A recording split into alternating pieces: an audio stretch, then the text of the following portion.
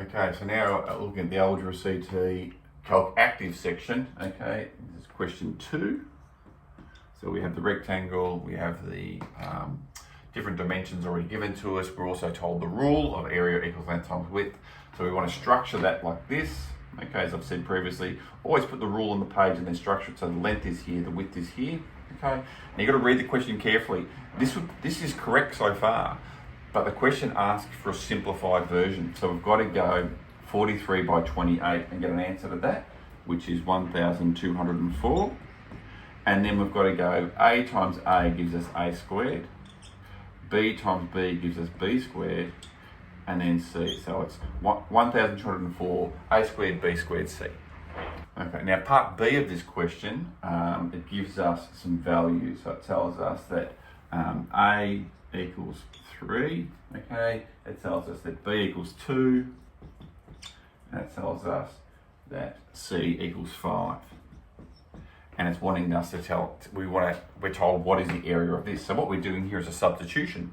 So we take our answer here, and we're going to go 1,204, okay, multiplied by, okay, 3 squared, multiplied by 2 squared, multiplied by 5, okay? And what you'll notice here is I didn't do the simple calculation here. I didn't put a 9 and a 4 in here.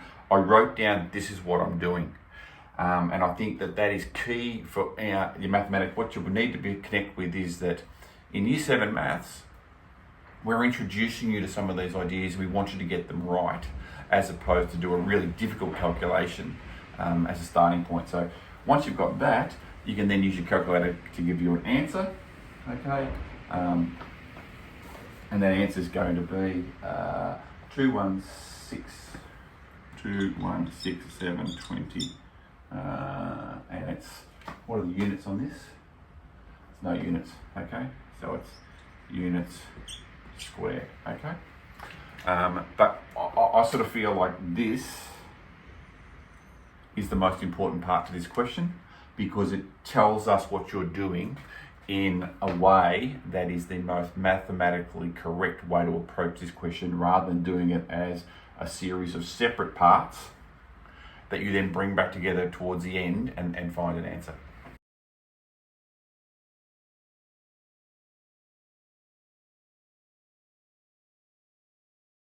Question 3 gives us this scenario, and what's asking you to do is really 3 things. First one, write an equation, or in this case an expression really, an expression that reflects the adding together of the lengths A, B, C.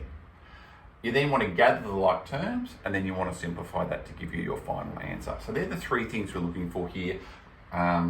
So the first thing here is we want to start off with A, so we're going to write 3.7 AB take away 5.2. Now you notice I've written it right over on the left hand side, and I'm thinking ahead to the fact that I've got to fit all of this in here, okay? And I've already had trouble fitting it in here, so I know that's going to be an issue. So when we're working on our page, think ahead as to what might be the problem in terms of presenting your work. So then we want to add, okay, 7.35 A, and then we want to add 0.84 BA, take away 12.1A plus 1.9. Now I just squeeze it in, okay? All right, now we want to gather like terms. So we're looking for the AB, okay, and the BA are the same term, okay? Because remember, A times B is the same as B times A. So we're going to write down here 3.7 AB and plus 0.84 AB. So I'm going to convert it so they're in the same format now. Then the next bit we're going to do is we're going to leave the negative 5.2, we're going to put that at the end. We're going to put the plus 7.35. Right? Okay, so that bit there. And I'm going to add on this one, and then I'm going to put this. So in actual fact, what we're actually doing, we're actually adding these together, but we're going plus, but there's a minus, so it just gives us a minus. So take away 12.1 1a, okay? And then we're left with negative 5.2, okay, and plus 1.9. Okay, so now I can simplify all of that now. Okay, so that's going to give us 0.84 into that's going to give us 4.54 for AB. Okay, take away. That's going to give us 7.35. Take away 12 is going to give us, it's 0.1, so it's going to give us, take away 4.74.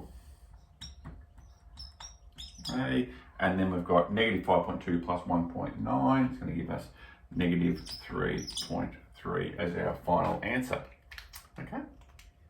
And again, we're always trying to do this in one stretch to show our thinking.